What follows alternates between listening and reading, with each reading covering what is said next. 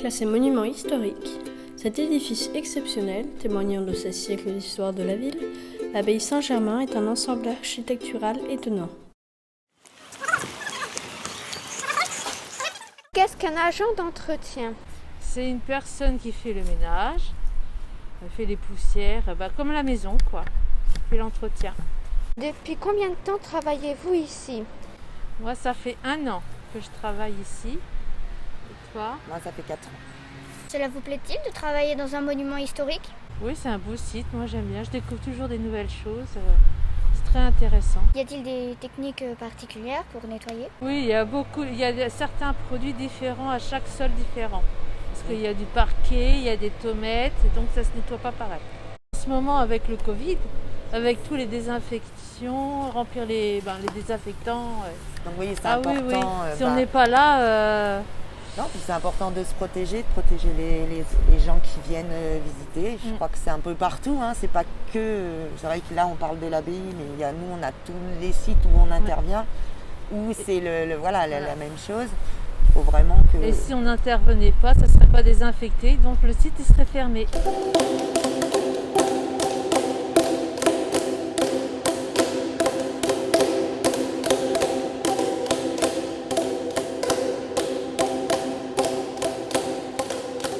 Qu'est-ce qu'un responsable pays d'art et d'histoire et de vie associative ? Alors effectivement, je suis responsable de 2 services, un service pays d'art et d'histoire qui comprend une branche valorisation du patrimoine. Donc on met en avant le patrimoine de la ville d'Auxerre et de la communauté pour que les Auxerrois apprennent un petit peu notre histoire et qui comprend également l'abbaye Saint-Germain. Et puis je suis responsable d'un autre service qui s'appelle Vie associative, où là on travaille avec les associations sur des événements, sur des subventions, des renseignements aux associations, on les aide sur pas mal de domaines. Et on porte également certaines manifestations qu'on organise du début à la fin, comme Rue Barrée par exemple, ou le feu d'artifice. Voilà. À l'abbaye Saint-Germain, donc il y a toute une partie qu'on peut visiter. Qui comprend l'ancien monastère, l'ancienne abbaye plutôt de l'abbaye Saint-Germain, avec le cloître, les bâtiments qui sont là. Il y a un musée avec des œuvres d'art. Et puis alors la particularité de l'abbaye Saint-Germain, ce sont les cryptes de l'abbaye avec les fresques, qui sont des fresques les plus anciennes de France. Combien d'employés dirigez-vous ? Je pense que sur les 2 services, il doit y avoir une vingtaine d'employés. Alors c'est très varié comme métier parce qu'il y a l'accueil de l'abbaye Saint-Germain qui accueille les touristes, les visiteurs. Il y a un service logistique, il y a un service qui réfléchit plus sur la valorisation du patrimoine, donc qui met des outils en place pour les jeunes et les moins jeunes pour expliquer un petit peu ce qu'est le patrimoine. On a des chargés de projet qui organisent des événements. Enfin voilà, il y a pas mal de services assez variés comme panel d'employés.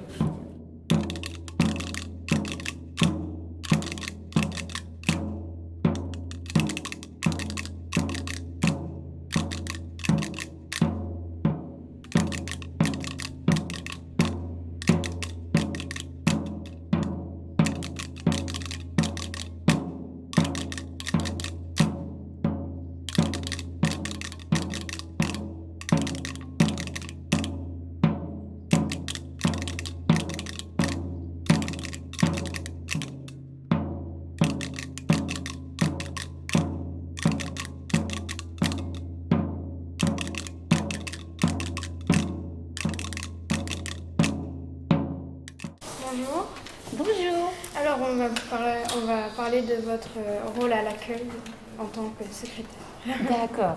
Donc je suis Evelyne, agent d'accueil à l'abbaye Saint-Germain. Ma première fonction, c'est déjà d'accueillir la personne avec le sourire, même avec le masque, on se débrouille, et souhaiter la bienvenue. Et puis après, nous présentons le site. Voyez ? Alors, après quelques petits contrôles sanitaires, nous présentons le plan de cette ancienne abbaye qui est un musée, en expliquant que dans les bâtiments monastiques, nous présentons des expositions temporaires, des collections des musées, et puis également, nous vous proposons une visite de la crypte carolingienne avec le tombeau de Saint-Germain l'Auxerrois et les plus anciennes fresques de France sur la lapidation de Saint-Étienne. Que faites-vous quand il n'y a pas de visiteurs, quand il y a moins d'affluence? Oui, alors en termes techniques, je fais du réassort. Voilà, on appelle ça comme ça. C'est-à-dire que je vais dans mon arrière-boutique pour recharger le stock en vitrine des produits qui sont exposés. Est-ce qu'il y a des gens désagréables? Oui, bien sûr, cela arrive fréquemment. Mon but, c'est de les accueillir avec le sourire, de les écouter parler pour les rendre agréables. Voilà. Et qu'ils ressortent satisfaits.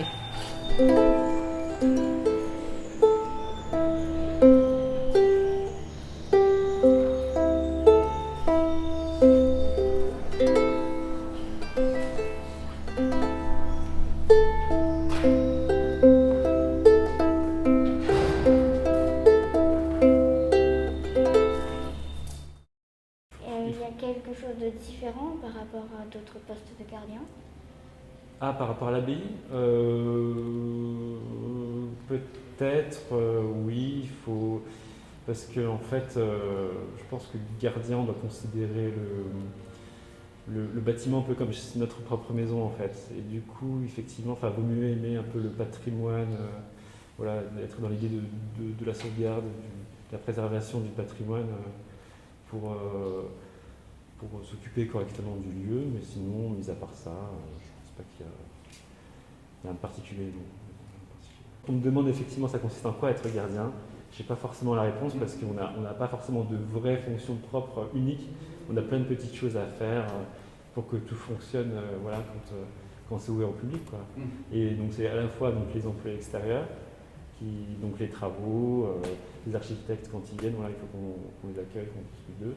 Et aussi les visiteurs, entre autres, voilà, des gens perdus, des enfants des fois qui se perdent, etc. Enfin, il y a toutes sortes vraiment de missions, c'est assez large, il n'y a pas vraiment de mission propre aux gardiens. On s'occupe aussi des clés notamment, où on a en fait toutes les clés dans notre bureau du site.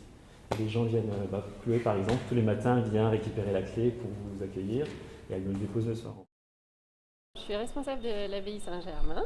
Je m'occupe en fait de l'occupation de toutes ces salles avec les expositions, les conférences ou les événements, les concerts, voilà, tout ce qui peut se passer au sein de l'abbaye.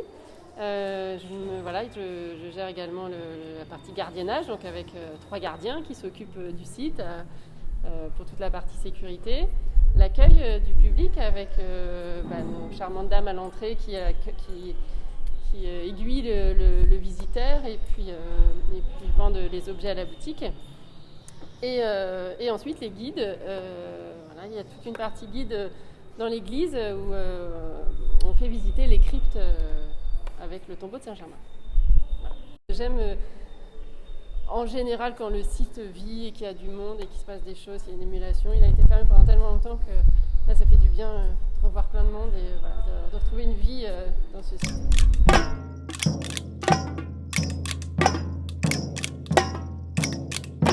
Alors je suis agent logistique. Je m'occupe de tout ce qui est installation d'exposition et désinstallation des expositions. Dès qu'on a besoin de quelque chose ou d'un bricolage, c'est nous qu'on appelle. Moi j'ai fait des études de design avant d'arriver ici. Et comme j'ai toujours été un peu bricoleur, le fait de travailler avec des artistes et de les aider à mettre en place ce qu'eux ils ont créé, c'est quelque chose qui m'a plu.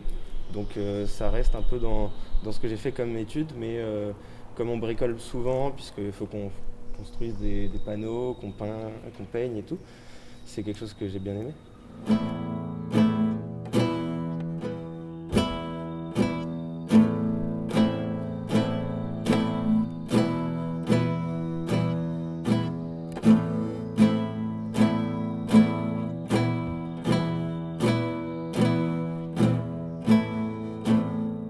En quoi consiste votre métier? Alors, mon métier, je suis assistante de conservation du patrimoine, c'est-à-dire que du coup, je travaille dans un site patrimonial, comme un musée, le musée ici d'art et d'histoire de l'abbaye Saint-Germain, et du coup, je m'occupe partie de la conservation des œuvres et moi je vais les valoriser. Comment valorisez-vous les expositions ? Alors, les expositions, c'est pareil. Il y a toujours la partie où je vais essayer de valoriser une exposition avec le public scolaire, parce que souvent, on a des classes de tout niveau qui viennent voir l'exposition. Donc, du coup, c'est qu'est-ce que je peux donner comme information pédagogique aux élèves sur l'exposition en cours. Voilà. Donc je vais le faire par exemple avec toujours des livrets-jeux ou alors quoi d'autre encore, des visites guidées aussi à destination des élèves. Voilà. Et puis il y a aussi le public, le grand public, les familles, les centres de loisirs aussi, où là on peut proposer des activités, des petits ateliers, des choses comme ça, ou aussi toujours des visites guidées. Voilà, ça peut être ces formes-là. Combien y a-t-il de collections dans le musée ? Ouh, ça c'est compliqué comme question. Alors, on peut plutôt dire combien est-ce qu'il y a d'objets dans le musée, parce qu'en fait, les objets sont répartis ensuite en collections. Une collection, c'est un ensemble d'objets en fait. Donc, et on parle de collection quand on a, par exemple, une même personne qui a donné tout un ensemble d'objets en même temps. Et donc là, on va dire, ça c'est la collection. C'est une collection, la collection par exemple au musée, la collection Pagès, qui est une collection de faïences, alors pas ici, mais au musée Le Blanc du Vernois, un autre musée dont on s'occupe aussi. Et voilà, ça va être une collection, c'est un ensemble d'objets, d'accord ? Et après, nombre d'objets dans les collections du musée, je crois qu'on en a quand même plusieurs milliers, hein. C'est beaucoup quand même.